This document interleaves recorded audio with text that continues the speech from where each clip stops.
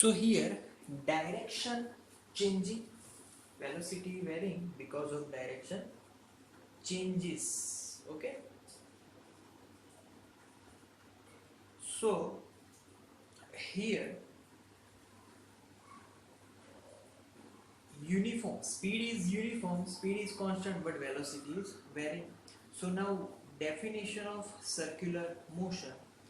So in that definition, the motion of a body around a circular path with uniform speed but variable velocity, with uniform speed but variable velocity, such that it is acted upon by a uniform acceleration is called circular motion.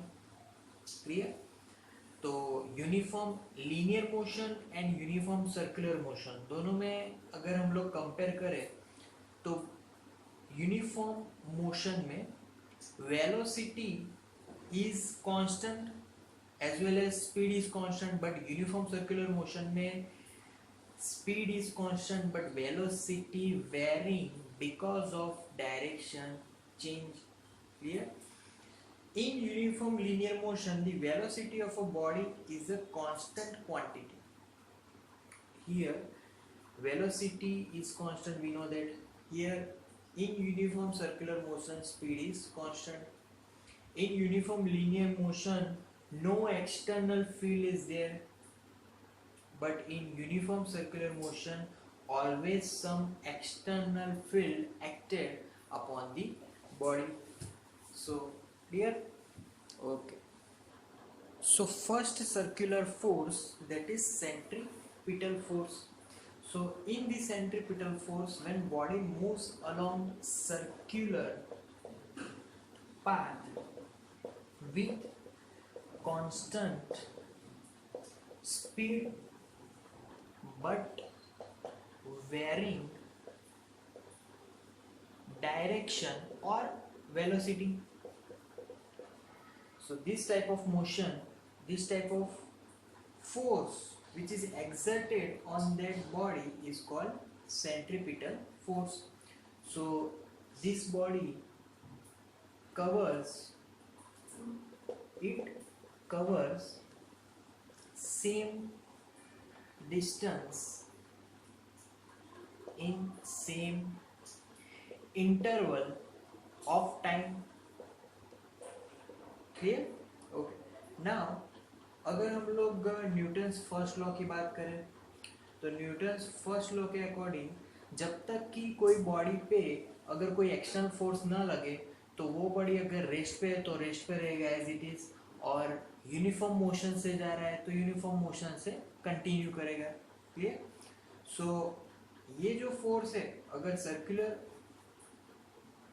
Motion की बात करें तो centripetal force is always toward the centre, क्योंकि यहाँ पर अगर speed uniform है तो वेलोसिटी वेरी कर रही है, वेलोसिटी वेरी कर रही है, that means there is some acceleration is not equal to 0 because of velocity changes, क्योंकि acceleration की formula ही है change in velocity upon particular time interval. तो acceleration is not equal to 0, that means the force is not equal to 0.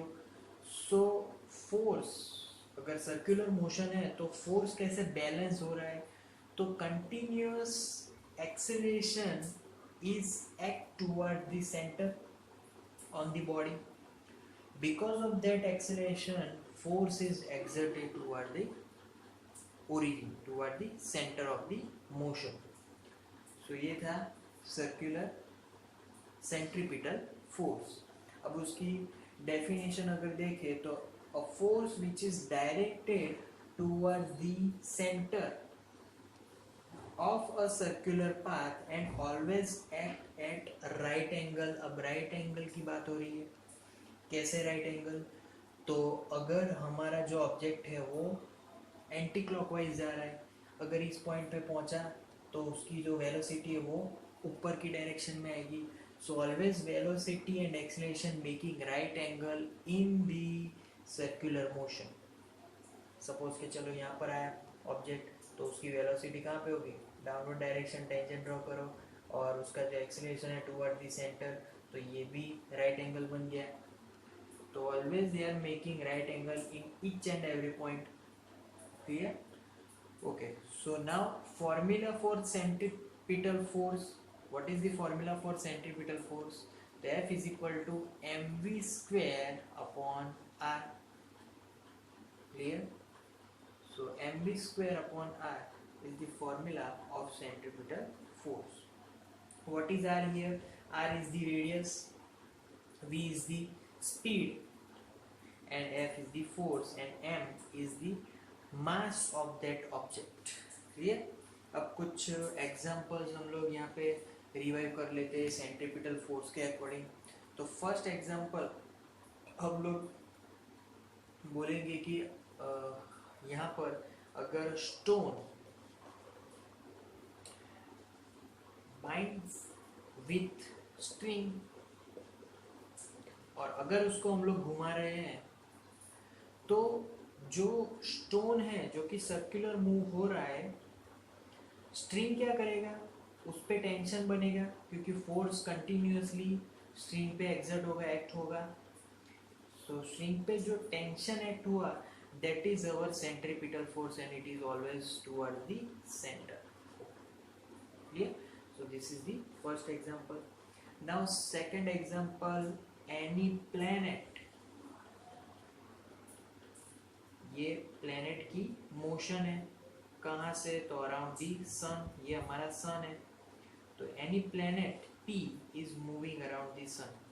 अब यहाँ पे planet सन के towards always force लगाएगा, तो इसीलिए रोटेशन मोशन हो रही है।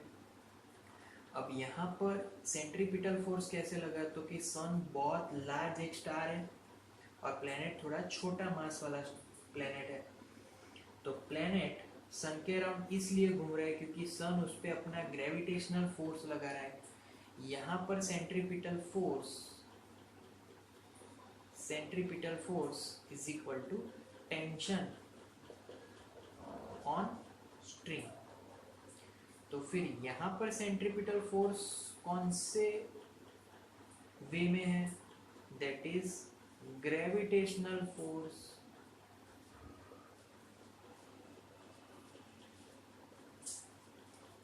So this is the second example.